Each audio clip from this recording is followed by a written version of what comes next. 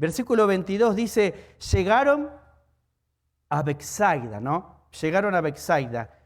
Jesús navegó con los suyos hacia la parte nordeste del mar de Galilea, cerca de la desembocadura del río Jordán. La ciudad a donde habían arribado, Betsaida de Julia, muy cerca en donde había ocurrido el milagro de la alimentación de los 5.000. Y la gente, al oír que Jesús estaba en Betsaida, vinieron a él y le trajeron a un ciego para que Jesús pudiera tocarle y para que Jesús pudiera sanarle.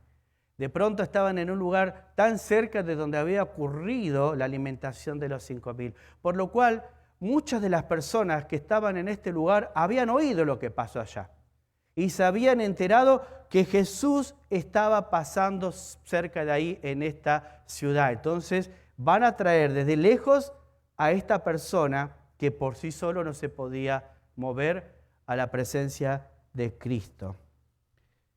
Y quiero que podamos mirar juntos en esta tarde 3 cosas que nos enseña el milagro de la sanidad del ciego. 3 cosas que vamos a aprender juntos acerca de este milagro asombroso.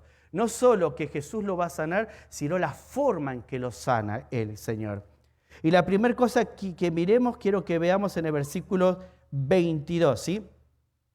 Dice, y le trajeron un ciego y le rogaron que le tocase.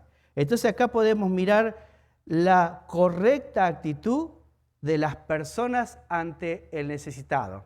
O podemos decir la correcta actitud de la persona ante la necesidad de alguien que necesita ayuda. Y podemos mirar que estas personas trajeron al ciego y rogaron a Jesús. O sea, que llevaron al ciego a la presencia de Jesús. ¿Sí? Llevaron al ciego a la presencia de Jesús. El ciego fue conducido hasta la presencia de Cristo por amigos y familiares conocidos. No solo lo traen a su presencia, sino que ruegan que Jesús toque y sane al ciego. ¡Qué impresionante! Y cuando yo iba leyendo este texto y digo, ¿cómo aplico esto a mi vida? Y anoté acá, el cristiano debe llevar a las personas heridas a la presencia de Cristo. ¿Amén?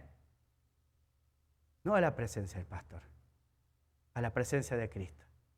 ¿Sabés que anteayer hace 2 días fue, ¿no? Antes de la salida, vino una persona a casa para pedir ayuda.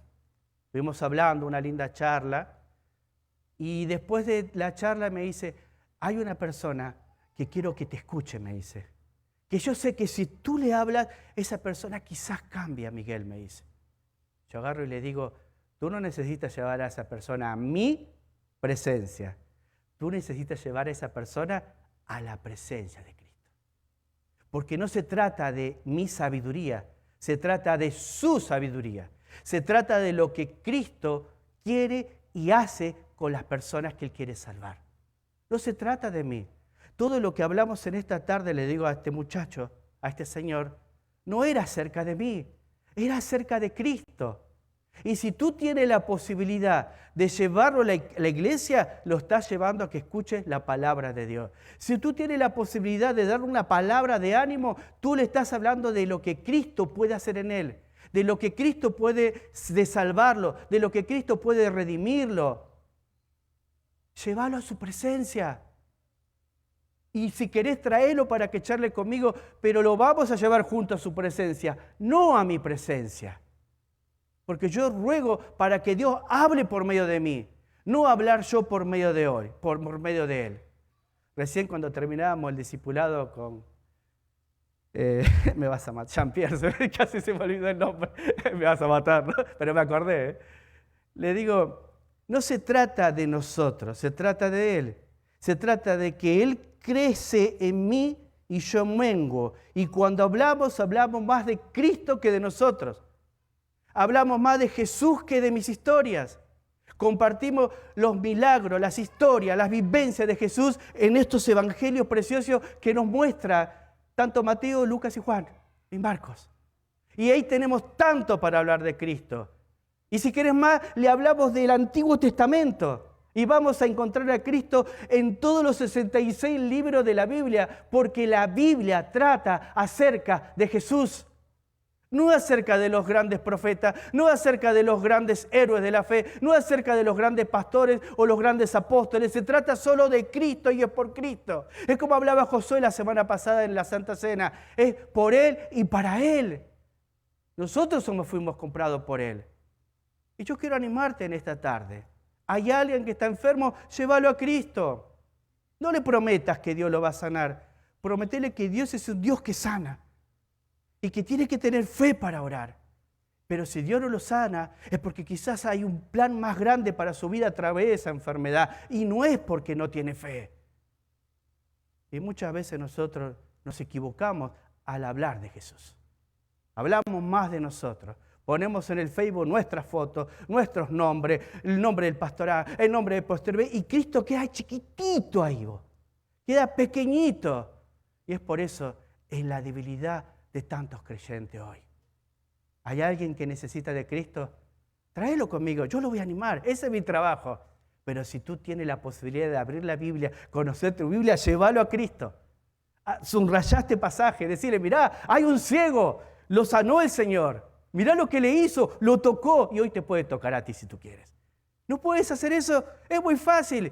Es difícil si no conocemos la Escritura.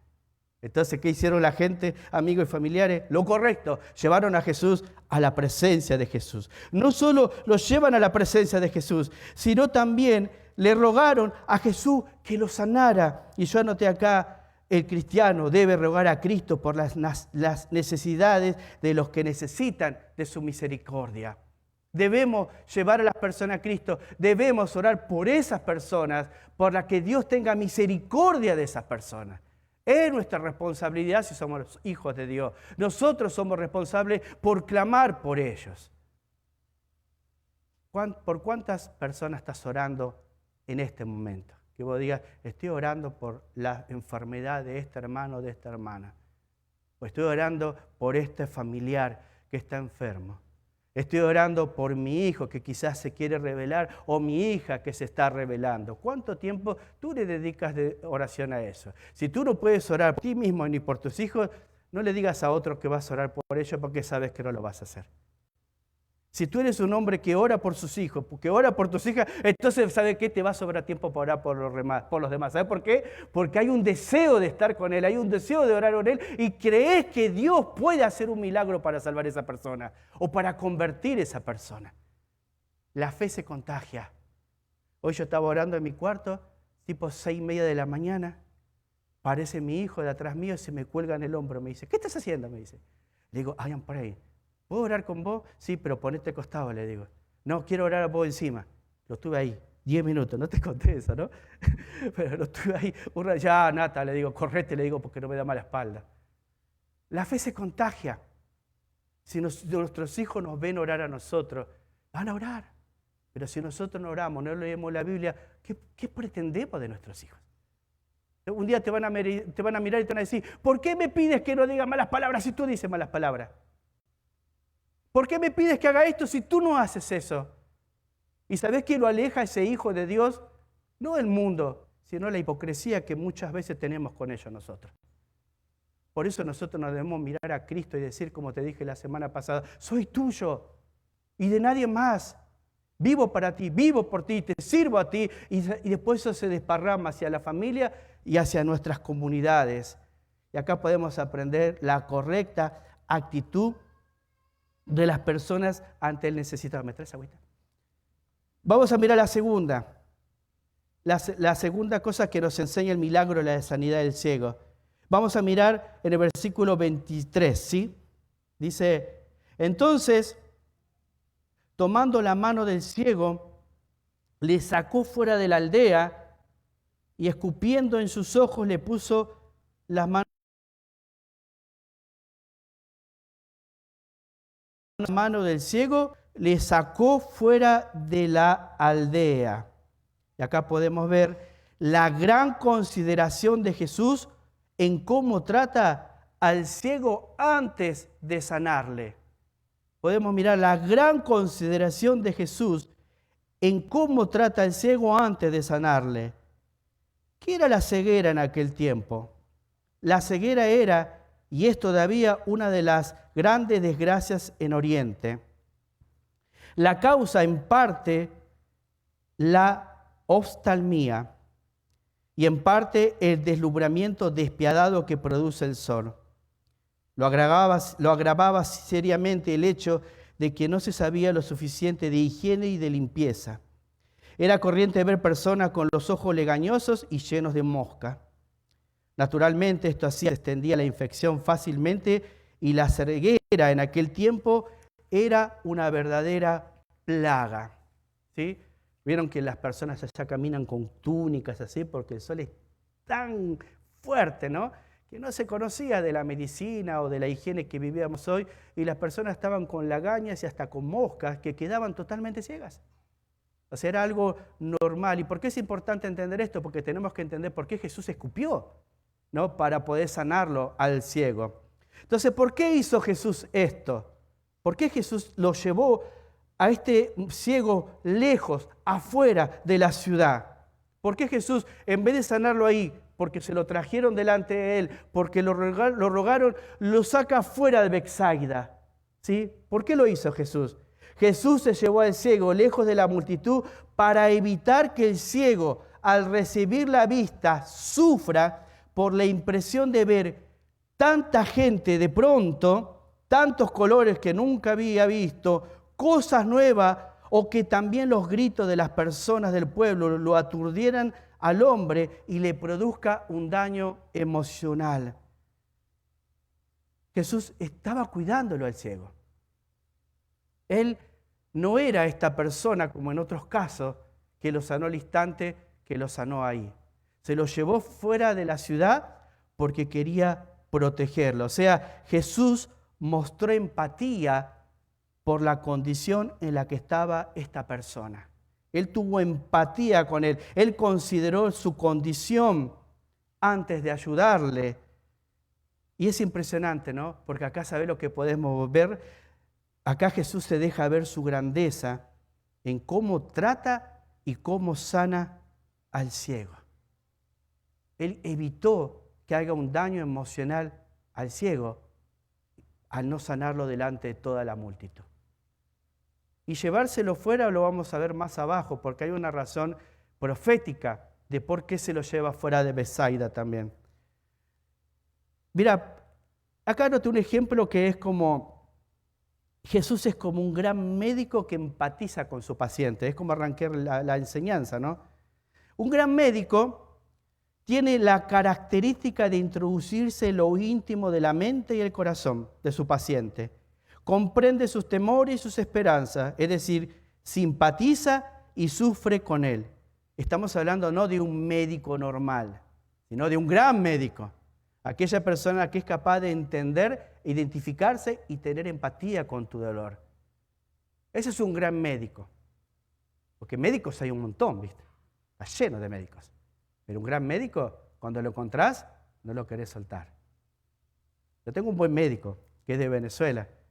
Cuando empecé a charlar con él, le dijo a mi esposa, está cerquita, siempre lo tuvimos lejos. Está a 5 minutos en nuestra casa. Y este hombre no solamente se preocupa cómo estoy de salud, sino me pregunta cómo estoy en mi estado emocional. Los otros médicos te miran, te hacen un chequeo, te hacen, toma esto y te vas. Como que te quieren sacar rápido. No, este se quedó, charló, habla español, nos quedamos hablando un montón de tiempo. Y yo, este no lo largo ni ahí, dije yo. Él tuvo empatía conmigo. Él se dio cuenta que lo que estaba sufriendo era muy difícil de soportar y trató de encontrar qué es lo que yo necesitaba para lo que me estaba pasando. Por eso Jesús era tan supremamente grande. ¿Por qué? Porque Jesús podía entrar en la mente y en el corazón de las personas a las que trataba de ayudar. ¿Entendés? Jesús entendía los pensamientos de las personas y su corazón de las personas que trataba de ayudar. Jesús comprende tus temores. Jesús comprende tu esperanza. Y Jesús simpatiza y sufre contigo. Jesús tenía el don de la consideración porque podía pensar con los pensamientos de ellos y sentir con sus sentimientos. Por eso este milagro revela la grandeza de Jesús en cómo trata a las personas. Y qué precioso que es poder entender esto. Mirá lo que dice el Salmo 139 del 1 al 6, si me acompañas. Dice, oh Jehová, tú me has examinado y conocido. Tú has conocido mi sentarme y mi levantarme. Has entendido desde lejos mis pensamientos. Has escudriñado mi andar y mi reposo. Y todos mis caminos te son conocidos. Pues aún no está la palabra en mi lengua. He aquí, oh Jehová, tú la sabes toda. Detrás y delante me rodeaste, y sobre mí pusiste tu mano. Tal conocimiento es demasiado maravilloso para mí. Alto es, no lo puedo comprender. Qué tremendo. Esa es la grandeza del Jesús que adoramos. Él conoce mis pensamientos. Él conoce tu estado emocional. Él conoce tu estado físico, tu salud. Él puede entrar a tu mente y escudriñar todo lo que pensás. A veces que Dios sepa, como hablábamos los miércoles, que estamos hablando sobre los atributos de Dios a través de los conflictos de Ananías, ante la conversión de Saulo, hablábamos sobre la omnisciencia de Dios. Y decíamos que Dios sepa y conozca todo acerca de mí, para mí como hijo de Dios debe ser una alegría, debe ser un gozo, debe ser algo impresionante, algo que me debe dar paz y tranquilidad. Pero para la persona impía, que Dios sepa todo lo que hay en sus pensamientos y en su corazón, debe ser una gran preocupación. Dios sabe todo. Dios sabe lo que te pasa. Dios sabe lo que sentís. No hay mejor persona que te pueda entender que no sea Jesús. ¿Cómo estás? ¿Cuáles son tus miedos? ¿A qué médico acurrís? Ojo, no estoy diciendo que no hay que ir al médico, pero hay veces que las heridas del alma solo las puede sanar el Señor. Por eso al principio te dije, debemos llevar a las personas heridas a la presencia de Cristo. Porque ahí es donde esas heridas que vos y yo, un psicólogo, un psiquiatra, no va a sanar nunca, solo el Señor. Pero tenemos que tener fe para que Él las sane. Y si tú ves una persona, una chica, un muchacho, alguien que está su corazón roto, no te quedes sin darle nada. Tenés todo para darle, presentarle a Cristo, que la entiende, que lo entiende. Y Él es el único que puede traer paz a su vida. Nadie más. Él da paz en la tormenta. Y qué precioso es esto. Nosotros como hijos de Dios debemos rogar que Él nos conceda esta cualidad. Cuando aconsejamos, poder tener empatía con las personas. Cuando queremos exhortar a las personas, tener empatía con ellos. Escoger las palabras que vamos a utilizar. Escoger lo que vamos a decir. Ser consciente de que con lo que decimos podemos causar un daño tremendo. Y Jesús era tan grande que Él no solamente entraba en el corazón, en la mente de las personas, podía entender, sino que Él les traía paz. Por eso se los llevó afuera de la aldea. ¿Para qué? Para que al sanarle el ciego no se pierda o no se sienta mal emocionalmente. Es importante poder interpretar correctamente el dolor del prójimo.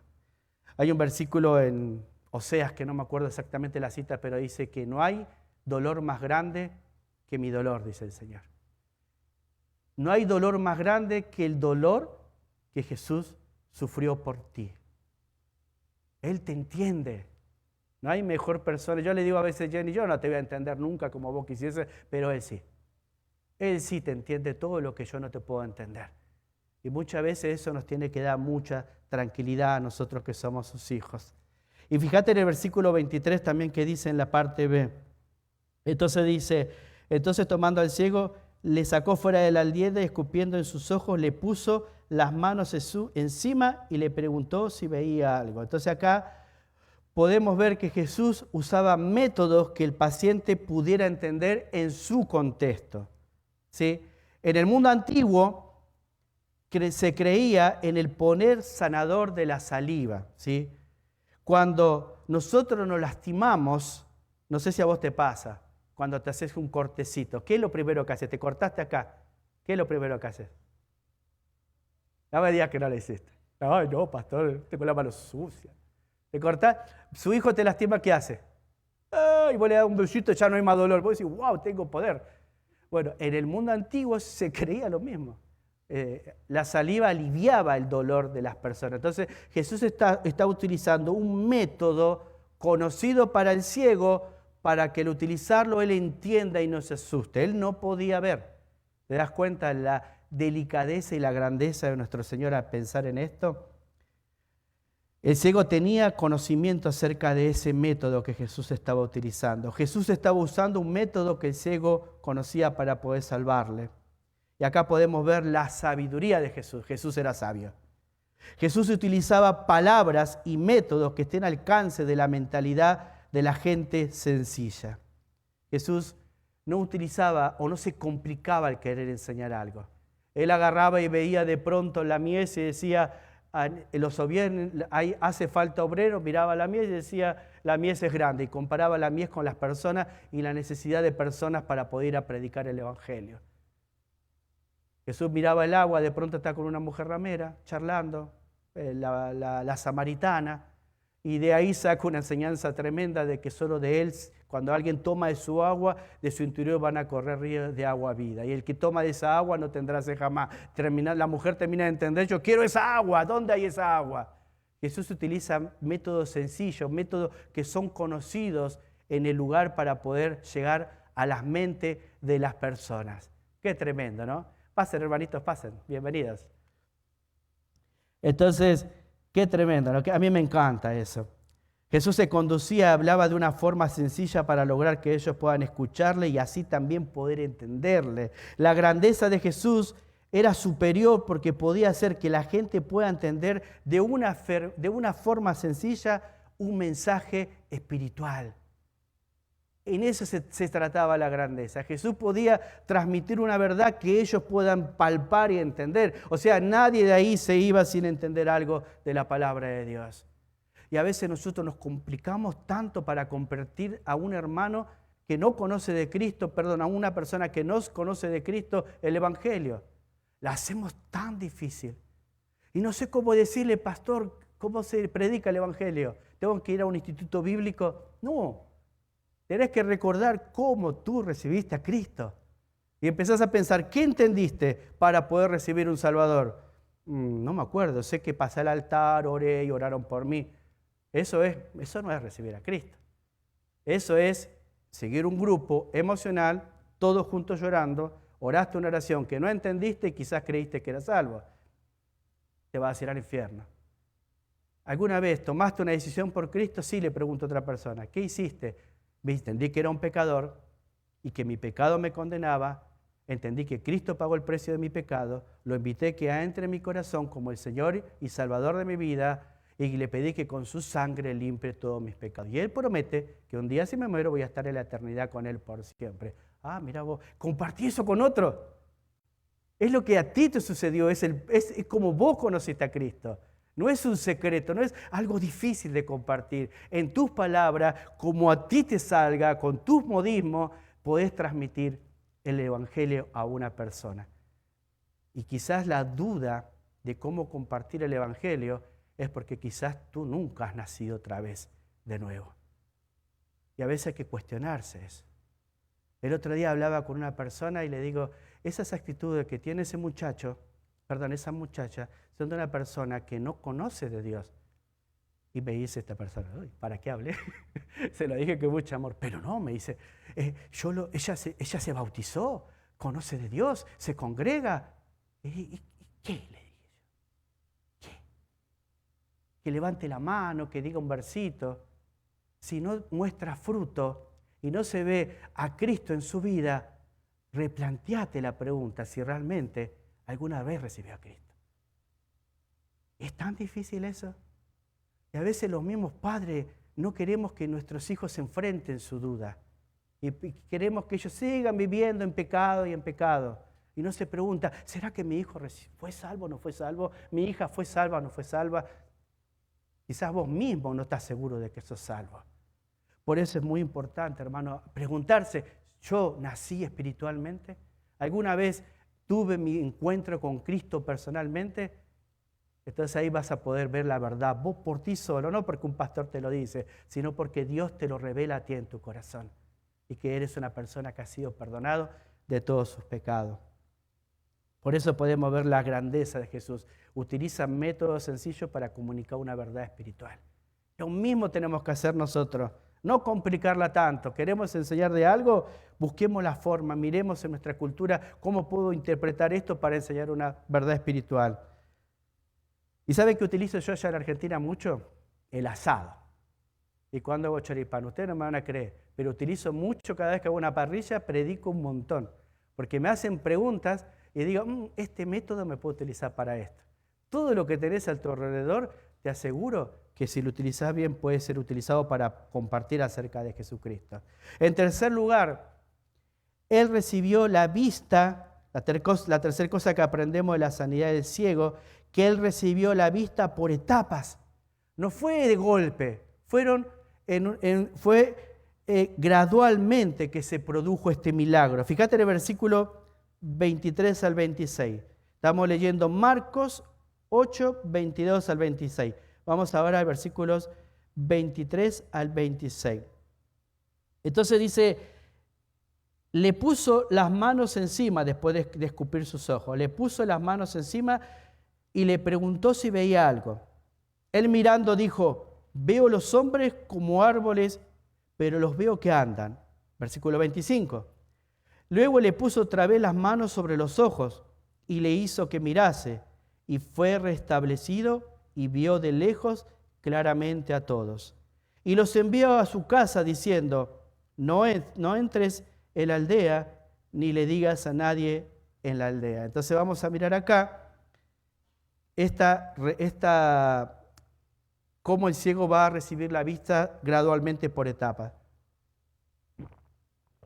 Entonces estamos en Betsaida, dijimos, ¿no? Mirá lo que dice acerca de esta ciudad en Mateo 11, 21.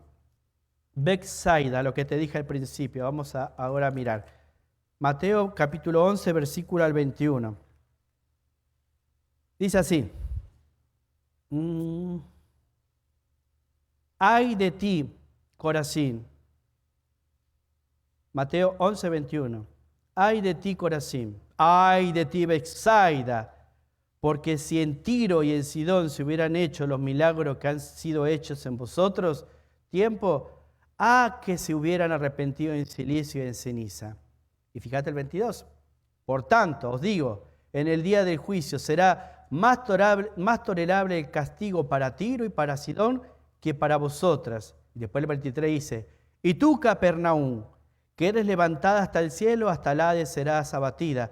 Porque si en Sodoma se hubiesen hecho los milagros que han sido hechos en ti, se habrían permanecido hasta el día de hoy. Por tanto, os digo que en el día del juicio será más tolerable el castigo para la tierra de Sodoma que para ti. ¡Qué tremendo!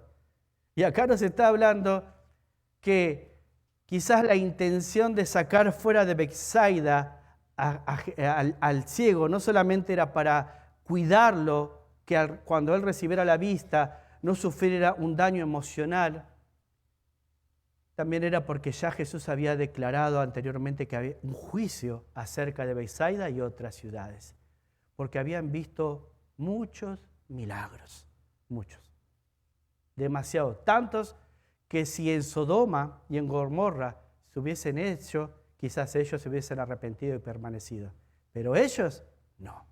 El juicio para ellos era inevitable, por lo cual el milagro se hace fuera de ¿dónde? De la ciudad de Betsaida, porque ya iba a ser juzgada. ¡Qué tremenda verdad, hermanos! ¿Y sabés qué me hace pensar a mí? Porque acá lo que se está hablando en el contexto nos está enseñando acerca de que Jesús está tratando de hacer entender a su discípulo quién es Él, ¿sí? Su identidad. Bien, los fariseos pensaban que era una persona que estaba utilizado por Belcebú, por la cual operaban esos milagros. Los discípulos tenían una confusión tremenda hasta que después de este milagro, vamos a estudiar la semana que viene, la declaración de Pedro: tú eres el Hijo de Dios, tú eres el Mesías, el Hijo de Dios viviente. Hasta llegar a esta confesión les fue difícil a ellos. Fueron años de luchas en sus corazones y no podían captar quién era Jesús. Algunos, el profeta; otros, un tal Elías. Herodes, ya estudiamos anteriormente, creía que era Juan el Bautista. Los fariseos creían que era una persona que era utilizada por Satanás. Y los discípulos, ante tanta información acerca de quién era él, estaban confundidos. Entonces, lo que estamos ahora, tratar de llegar a esa parte donde ellos van a declarar esa oración tremenda: eres el Hijo de Dios. Amén. Entonces, ahora estamos por entrar ahí, pero todavía no. Entonces, que vamos a cerrar eso. Vamos a cerrar esta parte ahora. Entonces, Jesús el ciego recibió la vista por etapa, dijimos, ¿no? Entonces, la pregunta que nos hacemos es: ¿por qué utilizó el Señor este método? El método de escupirle, ¿no? ¿No podía haber abierto los ojos del ciego como lo había hecho en otras ocasiones? Por supuesto que sí. Podría haber logrado que este hombre viese con claridad desde un principio. Pero seguramente esto es porque hay una lección muy importante, tanto para los discípulos que tenían que declarar quién era el Mesías, como también una enseñanza espiritual para nosotros. Entonces, en primer lugar, miremos la ceguera. La ceguera. En un principio, nosotros podemos decir también que todos estamos ciegos espiritualmente. Así como el ciego, podemos decir nosotros también, todos estábamos ciegos espiritualmente. No fue de la noche a la mañana que recobramos la vista. Fue un proceso de la obra del Espíritu Santo en nuestros corazones, trabajando para que nosotros podamos venir a Jesucristo y poder ser salvos. ¿Amén? Y cada persona tiene su tiempo. Dios obra en los corazones. Dios se redarguye de pecado, de justicia y de juicio. Y quizás esa persona por la cual vos ves que no se convierte es porque necesita que ores más. Necesita que oremos más, necesita que roguemos más, necesita que clamemos más para que Dios pueda convertirla a Él. Todos, en alguna manera, también fuimos ciegos espiritualmente. Y también podemos mirar acá, ¿no?, que habla de vista parcial, ¿no? No es esta nuestra condición actual, porque primero era ciego, después empezó a ver, si ves los versículos, un poquito, no veía bien, veía un poquito. Jesús vuelve a tocar sobre el ciego los ojos. Y si yo antes era ciego, pero ahora puedo ver, entonces también esta es nuestra condición actual al poder ver. Tenemos una vista parcial. 1 Corintios capítulo 13, versículo 12 nos dice esto. Mira, acompáñame ahí. 1 Corintios capítulo 13, versículo 12. Vista parcial. 1 Corintios capítulo 13, versículo 12. Vamos a leer desde el 11. A ver. Vamos a leer del versículo 10 mejor. 1 Corintios 13, 10 de adelante. Porque en parte conocemos y en parte profetizamos, mas cuando venga lo perfecto, entonces lo que es en parte se acabará. Cuando yo era como niño, hablaba como niño, mas cuando ya fui hombre, dejé lo que era de niño. Ahora, versículo 12, vemos por espejo oscuramente, mas entonces veremos cara a cara. Ahora conozco en parte, pero entonces conoceré como fui conocido. Qué hermoso versículo que podemos leer acá. Quizás hoy nosotros vemos en parte, no podemos ver todo. Quizás hoy entendemos en parte, no podemos entender todo. Pero la palabra de Dios dice que un día vamos a ver como Dios nos ve realmente. Vamos a poder conocer como Dios nos conoce. todavía vemos en parte, vista parcial. Y qué tremendo, ¿no? Que un día podamos ver como Dios nos ve. Un día vamos a poder entender todo lo que hoy no entendemos. Un día se va a cerrar el rompecabezas de nuestra vida, aquellas cosas que todavía no nos permite Dios, no permite Dios que podamos ver o quizás no quiere que entendamos. Hay cosas que vamos a entender allá. Allá vas a poder terminar de ver la grandeza y la gloria al cual Dios que tú adoras. Hablamos de su gloria, hablamos de su grandeza, cantamos de su poder, pero un día vamos a estar ahí. Y la Escritura en el libro de Apocalipsis dice que un día vamos a estar junto al pastor y Él nos va a pastorear. Y dice la palabra de Dios que vamos a estar con Él siempre. Amén. Algunos creen tener una gran percepción espiritual. Hay personas que creen que ven más allá que otros. No te encontrás con personas y dices, tuve una visión, tuve un sueño, vi una montaña, y empiezan a tener una percepción espiritual, y muchas personas se presentan con una perspectiva más grande que otros. De alguna manera el orgullo les gana. Creen tener una percepción más grande que quizás que cualquiera de las personas que están ahí. Siempre ven algo más que el otro. En mi caso, yo creo que veo veladamente, como dice este texto, como a través de aquellos antiguos espejos de Corintio, porque hay muchas cosas que aún no entiendo, pero hay que asumir que esas son las limitaciones de esta vida. Cuando lleguemos a la presencia de Dios, conoceremos todo del mismo modo en que Él nos conoce. ¿No anhelás ese día? ¿No hay un deseo en tu corazón un día de poder ver cómo Él te ve? Ese es mi deseo. Yo muchas veces me veo, qué lindo que soy, mira. Y Jenny me dice, no, mírate con... Sé sincero, vamos al espejo, mira otra vez, me dice. No, estás viendo mal, estás viendo parcial. Quizás algún día vas a ser lindo cuando estés en su presencia. A veces nos miramos con los anteojos que queremos mirarnos. Pero a veces Dios permite que veamos cosas que quiere que veamos. Hay cosas que quizás las vamos a terminar de entender allá. Hay muchas cosas que yo sufrí en mi vida, de pequeño. A veces me preguntaba por qué tuve un padre tan violento. A veces me preguntaba por qué tuve que estar bajo una cama o bajo un tacho de cebolla cuando veía que mi mamá era abusada por él a los golpes. ¿Por qué tuve que sufrir esto? Y siempre me cuestioné acerca de este Dios. Cuando mi hermana me contaron que fueron abusadas, también dije, ¿pero por qué? ¿Dónde estaba? ¿Qué hiciste? Hasta el día de hoy no entiendo. Hasta el día de hoy hay muchas cosas que no entiendo. Pero yo sé que un día voy a poder conocer lo que hoy no entiendo. Y yo sé que Dios sigue siendo bueno, que Dios sigue siendo misericordioso y que Dios sigue siendo justo. Y que en el Dios que creemos, Él sabe lo que hace mejor que nosotros. Por eso las partes que hoy no entendamos de nuestra vida, se las tenemos que entregar a Él. Y no alejarnos de Él, sino acercarnos más a Él. Alejarnos de Él nos llevaría a la soledad. Mi vida se empezó a destruir cuando quise esconderme de Él. Pero cuando Él me encontró, me salvó, todo para mí cambió. Y hoy mi anhelo más grande no es saber por qué me pasó lo que me pasó, sino es saber por qué Dios me amó a pesar de lo que yo soy. Ese es mi anhelo, es pararme delante de Él y decir, ¿por qué me amaste tanto a pesar de lo que yo soy? ¿Y sabes qué? Cuando vos empiezas a mirar a Dios así, que Él te ama a pesar de lo que tú eres, tu adoración a Él no tiene límites. Porque vos y yo sabemos cómo somos. Nadie más, vos y yo, en tu interior, en mi interior, sabemos cómo somos realmente.